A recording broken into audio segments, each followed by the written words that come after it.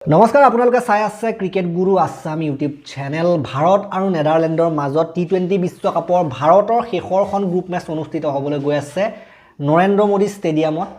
আৰু মাজত বেছি সময় নাই এখন খেল হ'ব আৰু এখন খেল ভাৰত প্ৰবল দাবিদাৰ জিকাৰ ক্ষেত্ৰত ভাৰতে ইতিমধ্যে আনবিটেন হৈ আছে নিজৰ গোটেই কেইখন খেলে জিকিলে পাকিস্তানক ঘৰুৱালে ইউএছএ ঘৰুৱালে নামিবিয়া ঘৰুৱালে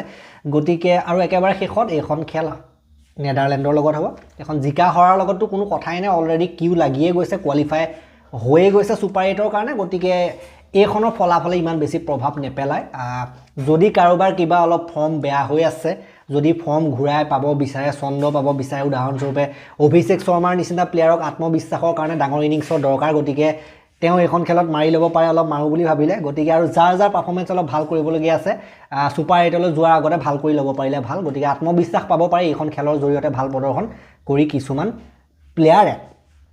সো আমি এতিয়া ৰেকৰ্ডে কি কয় ৰেকৰ্ডৰ ফালৰ পৰা ইণ্ডিয়া আৰু নেদাৰলেণ্ডৰ মাজত টি20ত এখনেই খেল অনুষ্ঠিত হৈছে টি20 বিশ্বকাপত অনুষ্ঠিত হৈছিল 22 চনত সেইখনত সাধাৰণতে ইণ্ডিয়াই জিকিছিল 1-0 এটা লিড ইণ্ডিয়াৰ আছে নেদাৰলেণ্ডৰ লগত আৰু তাৰ উপৰিও ইণ্ডিয়াৰ যদি আমি ফৰ্মৰ কথা ক'বলৈ যাওঁ দুইটা টিমৰ যদি কাৰেণ্ট ফৰ্মৰ কথা ক'বলৈ যাওঁ ইণ্ডিয়াই শেষৰ 5খন খেলৰ ভিতৰত 5খনেই জিকি আহিছে 5 আউট অফ 5 ঠিক কিন্তু নেদাৰলেণ্ড এনে দুৰ্বল টিম তাতে তেওঁলোকে শেষৰ 5খন খেলৰ ভিতৰত কেৱল মাত্ৰ কিন্তু এখনেই খেল জিকিছে বাকি 3খন হাৰিছে এখন নো ৰিজাল্ট গতিকে নেদাৰলেণ্ড এনেই দুৰ্বল আৰু তেওঁলোকৰ বৰ্তমানৰ ফৰ্মটো ইমান বৰ সঠিক নহয় গুগলৰ প্ৰিডিকচনে কি কয় গুগলৰ প্ৰিডিকচনৰ ফালৰ পৰা 97% দিয়া হৈছে ইণ্ডিয়াক মাত্ৰ 3% হে দিয়া হৈছে নেদাৰলেণ্ডক 97% ইণ্ডিয়াৰ পালৰা ভাৰী বুলি কোৱা হৈছে গুগলৰ ফালৰ পৰা সো প্লেইং 11 টো এনেকুৱা এটা কথা হয় যে কেনেকুৱা হ'ব পাৰে হেতু সাধাৰণতে সকলোৰে খেলৰ আগত এটা ইচ্ছা থাকে হেতু জনাৰ সো প্লেইং 11 বুলি ক'বলৈ গ'লে ইয়াতটো একেবাৰে শেষৰ মে জিকা হোৱাৰ ক্ষেত্ৰত কোনো কথা নাই হেতু কাৰণে বেঞ্চত থকা কিছুমানক ট্ৰাই কৰি চাব পাৰে কিন্তু তথাপিতো আৰু যিসকল প্লেয়াৰ ইমান ভাল হোৱা নাই তেওঁলোককটো খেলাবই গতিকে আমি যদি ক'বলৈ যাওঁ লাষ্টখনতটো পুৰা ষ্ট্ৰং 11 লৈ পেলাই নামিছিলে ইণ্ডিয়ান টিমটোৱে পাকিস্তানৰ লগত সো এইখনত দুজন এজন বাহিৰত যাব পাৰে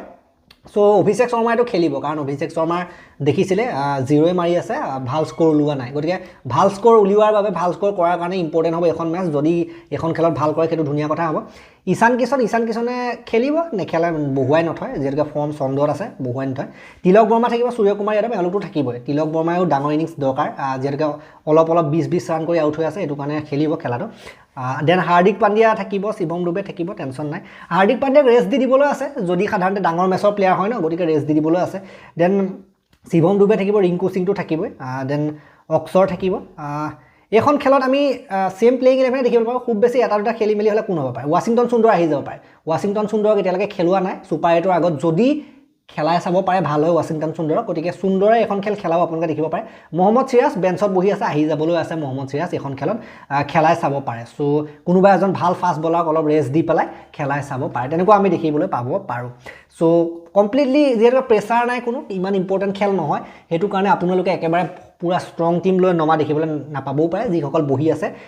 মোহাম্মদ সিৰাজ হওক ৱাশ্বিংটন সুন্দৰ হওক এওঁলোকক নমোৱা আপোনালোকে দেখিবলৈ পাব পাৰে সো তেনেকুৱা হ'ব পাৰে ইমান বেছি খালখলনি নহয় বুমৰাহ হাৰ্দিক পাণ্ডিয়া চক্ৰৱৰ্তী এওঁলোক কেইজনক কিন্তু ৰেষ্ট দি দিয়াও দেখিবলৈ পাব পাৰে আপোনালোকে বুমৰাহ চক্ৰৱৰ্তী আৰু হাৰ্দিক পাণ্ডিয়া মেইন ডাঙৰ মেচৰ প্লেয়াৰ হয় ডাঙৰ প্লেয়াৰ হয় এইটো কাৰণে তেনেকুৱা কৰা আপোনালোকে দেখিবলৈ পাবও পাৰে সো হাৰ্দিক পাণ্ডিয়াও তেনেকৈ লাষ্ট মেচখনত ইমান ৰান ওলোৱা নাছিলে হেতুলৈ চাই পেলাই খেলাই দিবলৈও আছে নেক্সট আহিলো আমি এতিয়া লাষ্ট যেতিয়া এখন দুইটা টিমৰ মাজত খেল হৈছিলে কেনেকুৱা হৈছিলে লাষ্ট যদি আমি 2022 চনৰ খেলখনৰ কথা ক'বলৈ যাওঁ তাত ইণ্ডিয়াই 179 ৰান কৰিছিলে কেৱল মাত্ৰ দুটা উইকেট গৈছিলে তেওঁলোকে ল'ব পাৰিছিলে নেদাৰলেণ্ডে তাৰ প্ৰত্যুত্তৰত নেদাৰলেণ্ডে 123ত ৰৈ গৈছিলে 9টা উইকেটৰ লোকচানত 20 অভাৰ গ'লে তেনেকৈ দমনমূলকভাৱে জিকিছিলে 2022 চনৰ টি20 ৱৰ্ল্ড কাপত 56 ৰানত জিকিছিলে তাত কেএল ৰাহুল 9 ৰানত আউট হৈছিলে ৰোহিত শৰ্মা 53 বিৰাট কোহলি 62 সূৰ্যকুমাৰ যাদৱে 51 ৰান কৰিছিলে গতিকে সূৰ্যকুমাৰ যাদৱে তেওঁলোকৰ লগত ভাল খেলা এটা ৰেকৰ্ড এটা আছে গতিকে এইখন খেলতো তেওঁ ভাল খেলাৰ সম্ভাৱনা আছে বাকি ৰোহিত বিৰাটটো ইতিমধ্যে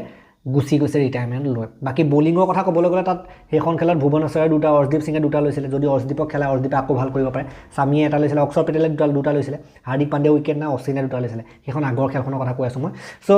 ইয়াত আপোনালোকে যদি চাই অক্ষৰ আৰু অৰ্শদীপ আছে তেওঁলোকে আকৌ ভাল কৰাৰ সম্ভাৱনা আছে যেহেতুকে তাত ভাল কৰিছিলে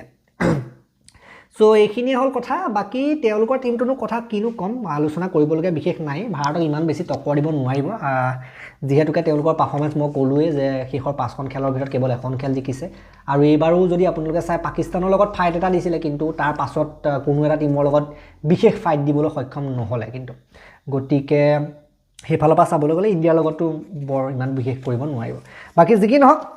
এই ভিডিওটো মই ইমানটা সমাপ্ত কৰিলোঁ আৰু লগতে এটা কথা কৈ দিছোঁ আমাৰ সুপাৰ 8ৰ ওপৰত আমি ইতিমধ্যে ভিডিও দিলোঁ ভাৰতৰ সুপাৰ 8ৰ মেটচ কাৰ লগত আছে আৰু এটা মেইন কথা মই ভিডিওটোত ক'বলৈ পাহৰিয়ে গ'লোঁ সো এই নৰেন্দ্ৰ মোদী ষ্টেডিয়ামত ইণ্ডিয়াৰ সাউথ আফ্ৰিকাৰ লগত সুপাৰ 8ৰ এখন গুৰুত্বপূৰ্ণ মেটচ হ'ব সুপাৰ 8ৰ ভাৰতৰ প্ৰথমখন মেটচ সুপাৰ 8ৰ সাউথ আফ্ৰিকাৰ লগত যিখন ফাইনেলত মুখামুখি হৈছিলে 2024 চনত সেই ফাইনেলখনে আকৌ হোৱা নিচিনা পৰিস্থিতি হ'ব সুপাৰ 8ত গতিকে সেইখন খেল কিন্তু 22 তাৰিখৰ দিনা এই নৰেন্দ্ৰ মোদী ষ্টেডিয়ামতে হ'ব গতিকে সেই নৰেন্দ্ৰ মোদী ষ্টেডিয়ামতে যেহেতুকে সুপাৰ 8ৰ মেটচ খেলিবলৈ যাব সাউথ আফ্ৰিকাৰ দৰে এটা ডাঙৰ টিমৰ লগত শক্তিশালী টিমৰ লগত সেইটো কাৰণে এইখন মেটচ ইণ্ডিয়াৰ কাৰণে ইম্পৰ্টেণ্ট হ'ব সুপাৰ 8ৰ আগত যে ইয়াৰ পৰিস্থিতিৰ লগত খাপ খাই থকাৰ বাবে গতিকে সেইখিনি আছিল কথা এই ভিডিওটো মই ইমানটা সমাপ্ত কৰিলোঁ ভাল লাগিলে যদি লাইক কৰিব শ্বেয়াৰ কৰিব চেনেলটোলৈ নতুনকৈ আহিছে যদি ছাবস্ক্ৰাইব কৰি ঘণ্টাটো দবাই থৈ যাবলৈ নাপাহৰিব সুপাৰ 8ৰ ওপৰত আমি ইতিমধ্যে ভিডিও দিছোঁ আপোনালোকে চাব বুলি আশা কৰিলোঁ ধন্যবাদ